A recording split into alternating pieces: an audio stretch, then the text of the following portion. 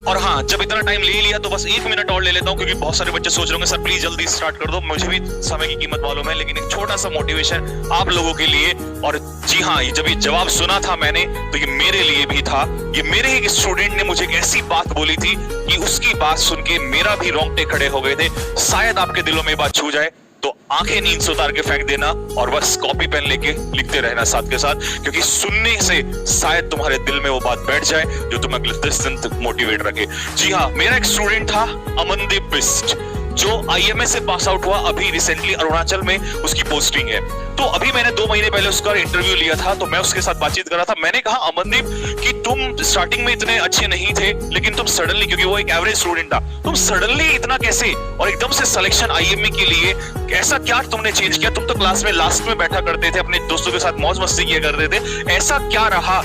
कि जो अचानक से तुमने एकदम से बैक टू बैक एग्जाम्स निकालने स्टार्ट कर दिए? मैं तो बहुत गालियां देता था तुम्हें, क्लास में ही बोलता था, लेकिन तुम नहीं पढ़ते थे, फिर भी ऐसा क्या रहा? बोला सर स्टार्टिंग में मुझे इतना पता नहीं था, लेकिन मेरे को एक बात एक दिन बहुत ज्यादा चुभ गई। जब मैं रास्ते से आ रहा था तो मेरे को बहुत ज्यादा ये बोला गया, रास्ते में कुछ लोग होते हैं ना आस पड़ोस वाले, उन्होंने बोला कि बेटा इससे अच्छा घर ही रहना स्टार्ट कर दे, तेरे बस की बात नहीं है, और ये जो लेफ्टिनेंट वाली जो बात तू करता है, क्योंकि गली मोहल्ले में बोलता होगा, ये तेरे बस की बात नहीं है, ये तेरे जैसे लोगों के लिए नहीं है, और क्यों अपने माँ बाप का पैसा फूंक रहा है? बोला सर मेरे को बोल दिया होता ठीक है, लेकिन उस दिन जो ये माँ बाप वाली जो कुछ और लैंग्वेज उन्होंने बोली थी वो बर्दाश्त नहीं हुई, वो चुभती चली गई।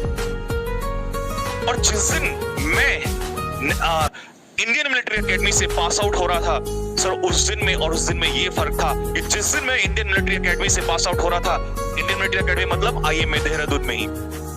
उस दिन कम से कम 3 से 4 न्यूज़पेपर वाले इस बात का इंतजार कर रहे थे, क्योंकि वो देहरादून से प्रेमनगर से ही था, वो इस बात का केवल इंतजार कर रहे थे कि उसके पेरेंट्स का इंटरव्यू लिया जाए। और सर मेरी माता जी का जो इंटरव्यू था वो 4 अखबार, 3 से 4 अखबारों में था। बस उसी दिन अमनदीप बिस्ट की लाइफ जो सक्सेसफुल हो गई थी। अब मैं जा रहा हूँ अरुणाचल प्रदेश, मुझे क्या मिलेगा या नहीं मिलेगा लाइफ में, that's a different thing, but मैं अपनी लाइफ को सक्सेसफुल समझ चुका हूँ, क्योंकि मेरी वजह से मेरे माता पिता का इंटरव्यू 4 अखबारों में आया और पूरा देहरादून, पूरे आसपास के लोग उन्हें जान चुके हैं। और आज जब वो घर से बाहर निकलते हैं तो ऐसा लोग उन्हें कहते हैं कि अमनदीप बिस्ट, लेफ्टिनेंट अमनदीप बिस्ट के माँ बाप जा रहे हैं।